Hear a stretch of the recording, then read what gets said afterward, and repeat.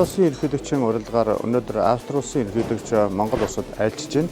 За 60 жилийн түүхэн хугацаанд бид хамтран ажиллаж хийсэн бүтээснээ дүгнэж цаашдаа хөрөнгө оруулалтаа эдийн засгийн тал дээр яаж хамтарч ажиллах тал дээр бас ярилцлаа.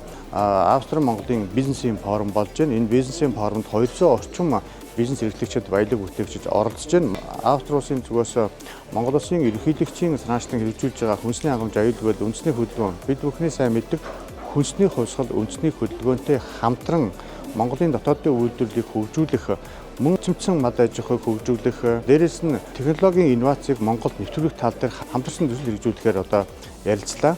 Тэгэхээр энэ олон ажлын хүрээнд бол цаашдаа Австри Монголын бизнесийн үйл ажиллагаа улам мөрөгжинтэй Монгол улсын ерөнхийлөгчийн санаачилсан маш олон хөтөлбөрүүд байгаа. Тэр мод хүнсний хувьсгал, цагаан алт, хар хорин төсөл гэх мэт маш олон төсөл хөтөлбөртэй бас хамтран ажиллахаа илэрхийлж байна.